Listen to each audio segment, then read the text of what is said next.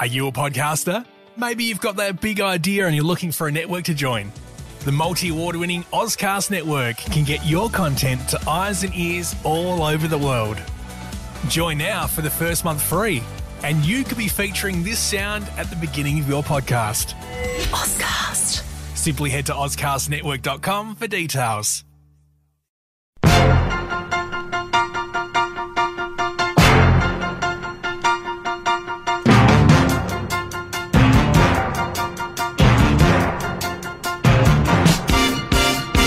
Happy Tuesday, ladies and gentlemen. Welcome to the garage. Peter Clayton's behind the camera, making himself comfortable. Do you know, Pete, that chair that you're sitting in? Yes. I paid, let me think, I paid 2 shillings for that chair. Did you? Yeah. It was Gene Mann's chair. I had to have it redone because I think he did a lot more sitting than selling. He was the sales director of 2GB for years and years. And 2GB, when it was in Phillip Street, had an abundance of all this wonderful old-fashioned furniture. Old-fashioned chairs and desks and filing cabinets and things. And when they moved off to the new building, which was very nice and very schmick and, you know, properly air-conditioned and all those other things, they literally sold everything to the staff. And I was as poor as a church mouse, so I couldn't buy very much. But I bought that chair. And when I got to Adelaide, I've carted it around the country with me for years. I love that chair. It's a swivel chair, an old-fashioned office swivel chair. And I had it reupholstered and polished.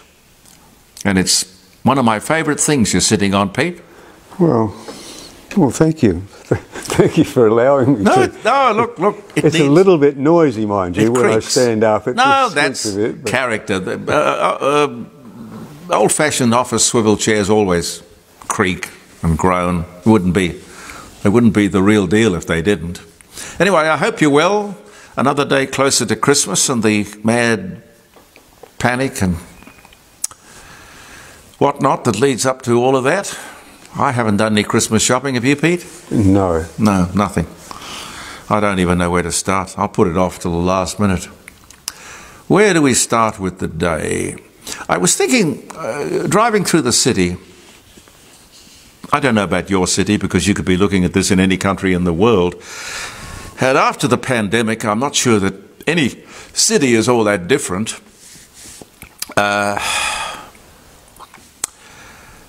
Not as many people, not as much activity. You know, you can sort of see the cafes and the lunch rooms, the little lunch and bar places that they have, all kind of very slowly going broke. There just aren't the people, not the floor traffic, the through movement of people. I don't know where cities are going. Could be a whole subject for discussion, couldn't it? Whether these big cities should be turned into more places of residential accommodation than office accommodation, I don't know. But as you would know, the trade union movement have had an enormous share of the superannuation business, which was, of course, the brainchild and the setting up of one Paul Keating. And the industry funds have benefited enormously through that initiative, and I'm not saying that it wasn't a very good initiative. My argument with it would be, as Gary Morgan was saying to me on Friday, it should be that we should have access to our superannuation to provide us with the ability to buy a home, which will become the greatest asset, far greater than anything in terms of a return that your industry or your superannuation general fund could produce. I agree with Gary on that. Now, if anyone was on the ball, however, he would look at just how little industrial disputation occurs on building sites that are industry super fund investments. Funny about that. Very funny. But as more than half the city office space is, they tell me, vacant. I wonder just how these funds are going to get a return in the end for their members, and how they will explain at the end of the day that the cupboard is bare. I mean, the one thing we can all count on is change. And I'm not exactly sure that the superannuation business, or for that matter the investment business, is all that geared to change. It's all kind of geared to the status quo continuing for as long as possible. Long may the party roll on, I guess. The government has put at risk Australia's security yet again. I'm talking about the granting of 800 temporary visas to Palestinians. Now, I hate to kind of paint everyone with the same brush, but when you're acting in the best interests of an entire country, it becomes very difficult to do otherwise. It's a broad brush with which a government paints policy and implements it. All the normal checks on these people were made, says the government. All the normal checks. Not good enough, because these are not normal times. Senator Wong, Foreign Affairs Minister, these are extraordinary times, and these people are coming from an extraordinary place. Nothing normal. Senator Wong pointed out on the weekend that ASIO had done all the checks, which would be, I'm sorry, Senator, sorry, totally useless. Well, perhaps not totally useless, but useless. The Internal Security Agency would know very little about Gaza. Sorry, you would need a team of ASIS agents. Now, these are the guys who are our international, overseas spies. You would need a team of ASIS agents on the ground in the Middle East for 6 months, at least. 800 people with this kind of background? That is a risk we do not need to take. And maybe the media will continue to run a cover story for you, but if any of this goes bad, if any of these people go rogue, it's on your head, or whoever signed off on it. I heard this story on the ABC during the week. The world owes us tens of thousands of dollars in unpaid overtime. This is, of course, the trade union movement speaking, because the trade union movement owns the Labor government.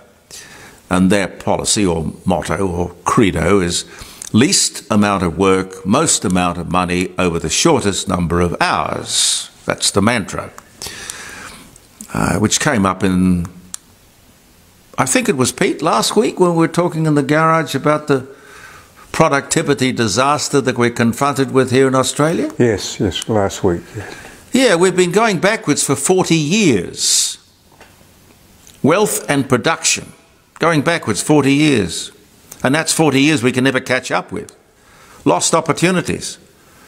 With thanks to Labor, we have gone backwards. Oh, they'll tell you differently. With Labor, you're going to get extra in your pay packet. Disappears, of course, at the supermarket checkout in a flash. At best, we've been standing still at a personal level. Industry's been going backwards. Productivity's been going backwards.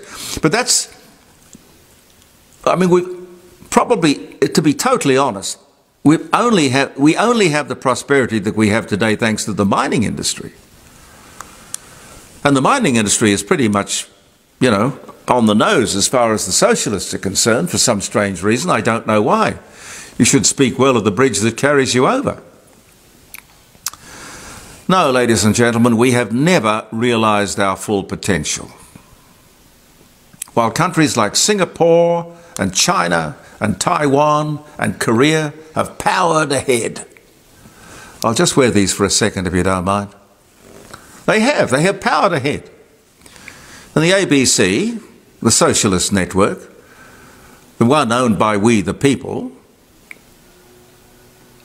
hot-footing it further and further to the left, think that Australian workers have been shortchanged. Shortchanged. While Labor and the unions want a feather bed, what we really need is to roll up our sleeves, find our mojo, the work ethic. The boss is not the enemy. The boss is not the enemy. I mean, we all in our working lives run across good people and bad people, but by and large, you know, the boss is not the enemy. He or she is the key. People who bet the farm, put everything on the line, risk it all. I grew up the old-fashioned way. You know, I suppose if you're going to draw up a list of things, you have to be the most valuable person on the team.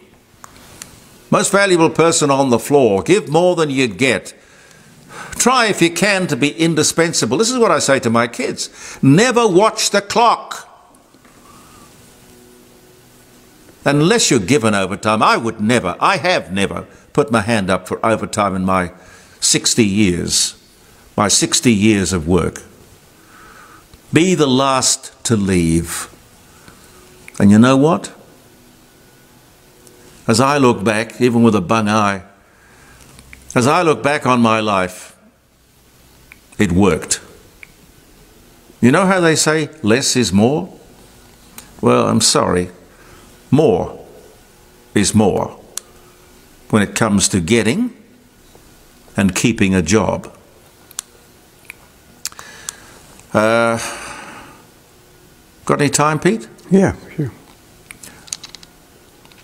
So how do we find our way forward from what I've just been saying? Probably a good place to start would be the schools. Exactly. You've got to have a whole new breed of school teacher who is enthused about the system instead of trying to undermine it and destroy it and sabotage it. This government and its silly green dream, in my humble opinion, I'm just one voter, I think it's got to go. Along with its social experiment in failed personality politics, we need business people. Government, you know, is the biggest business in the country. And at the moment, the people running it are counterproductive. I don't think they've got their hearts in it. The unionists, who, as I understand, have to take an oath to socialism.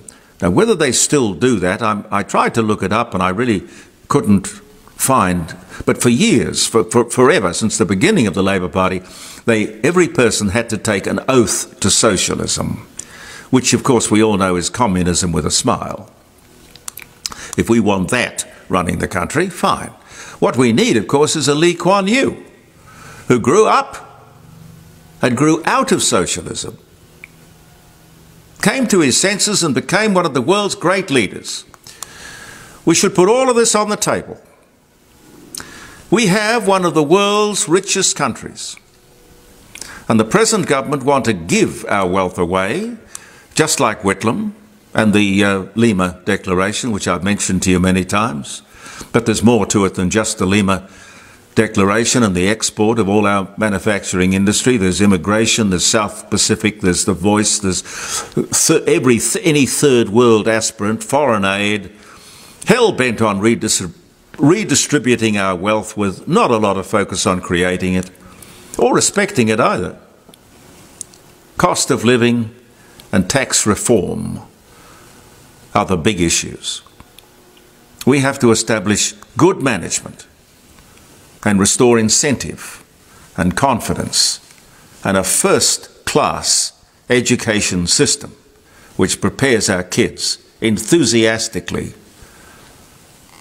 for the 21st and 22nd century. There's a lot to do, ladies and gentlemen. You know, what did the good old RSL say? That the price of freedom is eternal vigilance. Turn your back on that lot in Canberra and I don't know. Let me wish you... Oh, look, I've got something else to show you today. Now, have we got that, Pete? Yes, we have. It is from that university, which I've forgotten the name of. It's Progo. Progo. It's a name like that. I get people who send me, and it's not just one person, a lot of people send me things from this source, and it's very interesting. They've got various guests who do, I suppose you'd call it a podcast, and they have clearly a lot of wisdom and a lot of knowledge on particular subjects. I find these very good. This is on the subject of Israel and Palestine. Israel and Palestine. I found it bringing me, and I watched it on my telephone, so it was a very small screen, but I watched it and it brought to me knowledge and wisdom on that subject that I had never seen before. So please, if you've got a second after I give you a few dates, have a look at it, and it'll perhaps help you to understand, help me to understand this current Middle East mess. Happy birthday, or happy wedding anniversary. This is the day that the dog on the tucker box statue was unveiled by the then Prime Minister Joseph Lyons near Gundagai, New South Wales. What is it? What's the song? 5 miles? 5 miles from Gundagai. 5 miles from Gundagai. The dog on the tucker box. Still there. John Lennon's last public appearance at Elton John's Madison Square Garden concert in New York. The two performed 3 songs. Whatever Gets You Through the Night was one. I Saw Her Standing There, good song. And Lucy in the Sky with Diamonds, which I've never understood.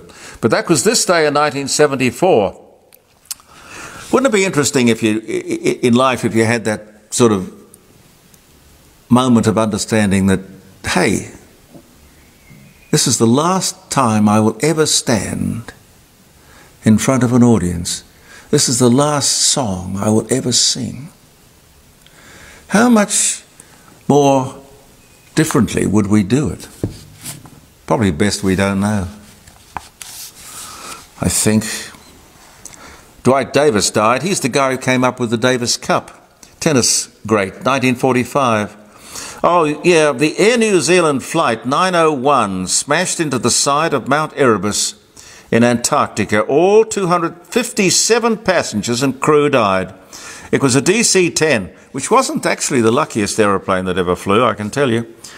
I think they only use them now. You see them occasionally. They use them for carting goods and freight.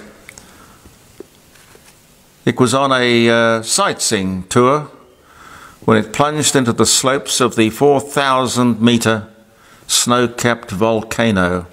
It was 1979, and this was the day. And that changed everything, because I remember we took a whole bunch of listeners to, I've told you the story before, but years ago, we took a whole bunch of listeners and readers of the old newspaper, whole jumbo jet full of people, from Adelaide to Antarctica, did the same Antarctic adventure.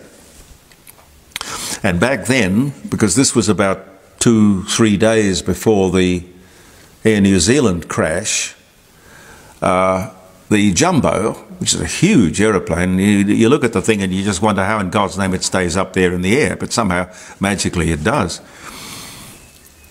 The pilot took it down to the usual level, sightseeing level, which was 500 feet above the ice. And I swear to you, you could see the penguins and the seals. You could just about look them in the eye.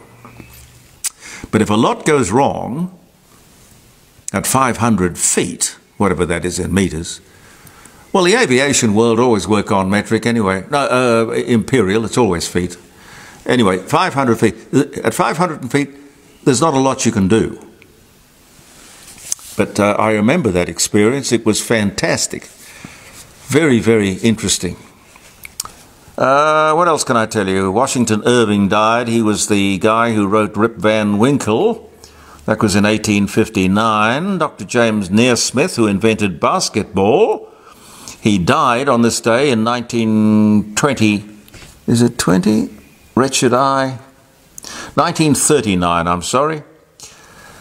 Avery Corman, born in New York City, author of Kramer versus Kramer, 1935. Enid Blyton died. She was 71. 1968 was the year. Randy Newman was born in 1943. Beep Birtles was born. Beep Birtles. If you were having a baby, Pete, would you call a kid Burp? No. Or Beep? Beep. Beep. Come here, Beep. I'd like you to meet my son, Beep. Beep Burples. Or Birtles. 1948, anyway. Ray Lawler's play, The Summer of the 17th Doll, first produced at the Union Theatre in Melbourne on this day in 1955. Keith Miller, former Australian Test cricketer. 1919, he was born. The Irish political party, Sinn Féin, founded in Dublin on this day in 1905. They've been arguing ever since. Rosalind Russell died in 1976. I might leave it there and throw to you and this little insight into the strange goings-on in the Middle East. It's brilliant. I think it's brilliant. Yeah, it is very enlightening and very, very true, wise. All the facts and figures, or not, it doesn't burden you with statistics, but it burdens you with facts, and you can verify all of them. Thank you for viewing the Court of Public Opinion. Peter Clayton and I, Jeremy Cordell, will be back tomorrow. Believe in yourself, and goodbye for now. Thank you for watching. If Israel just allowed the Palestinians to have a state of their own, there would be peace in the Middle East, right? That's what you hear from UN ambassadors, European diplomats, and most college professors. But what if I told you that Israel has already offered the Palestinians a state of their own, and not just once, but on 5 separate occasions? Don't believe me? Let's review the record. After the breakup of the Ottoman Empire following World War I, Britain took control of most of the Middle East, including the area that constitutes modern Israel. 17 years later, in 1936, the Arabs rebelled against the British and against their Jewish neighbors. The British formed a task force, the Peel Commission, to study the cause of the rebellion. The commission concluded that the reason for the violence was that 2 peoples, Jews and Arabs, wanted to govern the same land. The answer, the Peel Commission concluded, would be to create 2 independent states, one for the Jews and one for the Arabs, a 2-state solution. The suggested split was heavily in favor of the Arabs. The British offered them 80% of the disputed territory, the Jews the remaining 20%. Yet, despite the tiny size of their proposed state, the Jews voted to accept this offer, but the Arabs rejected it and resumed their violent rebellion. Rejection number 1. 10 years later, in 1947, the British asked the United Nations to find a new solution to the continuing tensions. Like the Peel Commission, the UN decided that the best way to resolve the conflict was to divide the land. In November 1947, the UN voted to create 2 states. Again, the Jews accepted the offer, and again, the Arabs rejected it. Only this time, they did so by launching an all-out war. Rejection number 2. Jordan, Egypt, Iraq, Lebanon, and Syria joined the conflict. But they failed. Israel won the war and got on with the business of building a new nation. Most of the land set aside by the UN for an Arab state, the West Bank and East Jerusalem, became occupied territory. Occupied not by Israel, but by Jordan. 20 years later, in 1967, the Arabs, led this time by Egypt and joined by Syria and Jordan, once again sought to destroy the Jewish state. The 1967 conflict, known as the Six-Day War, ended in a stunning victory for Israel. Jerusalem and the West Bank, as well as the area known as the Gaza Strip, fell into Israel's hands. The government split over what to do with this new territory. Half wanted to return the West Bank to Jordan and Gaza to Egypt in exchange for peace. The other half wanted to give it to the region's Arabs, who had begun referring to themselves as the Palestinians, in the hope that they would ultimately build their own state there. Neither initiative got very far. A few months later, the Arab League met in Sudan and issued its infamous 3 no's. No peace with Israel, no recognition of Israel, no negotiations with Israel. Again, a 2-state solution was dismissed by the Arabs, making this rejection number 3. In 2000, Israeli Prime Minister Ehud Barak met at Camp David with Palestinian Liberation Organization Chairman Yasser Arafat to conclude a new 2-state plan. Barak offered Arafat a Palestinian state in all of Gaza and 94% of the West Bank, with East Jerusalem as its capital. But the Palestinian leader rejected the offer. In the words of U.S. President Bill Clinton, Arafat was here 14 days and said no to everything. Instead, the Palestinians launched a bloody wave of suicide bombings that killed over 1,000 Israelis and maimed thousands more on buses, in wedding halls, and in pizza parlors. Rejection number 4. In 2008, Israel tried yet again. Prime Minister Ehud Olmert went even further than Ehud Barak had, expanding the peace offer to include additional land to sweeten the deal. Like his predecessor, the new Palestinian leader, Mahmoud Abbas, turned the deal down. Rejection number 5. In between these last 2 Israeli offers, Israel unilaterally left Gaza, giving the Palestinians complete control there. Instead of developing this territory for the good of its citizens, the Palestinians turned Gaza into a terrorist base from which they have fired thousands of rockets into Israel. Each time Israel has agreed to a Palestinian state, the Palestinians have rejected the offer, often violently. So if you're interested in peace in the Middle East, maybe the answer is not to pressure Israel to make yet another offer of a state to the Palestinians. Maybe the answer is to pressure the Palestinians to finally accept the existence of a Jewish state. I'm David Bragg, Executive Director of the Maccabee Task Force for Prager University. To subscribe to our YouTube channel, click here. To help keep our videos free, donate here.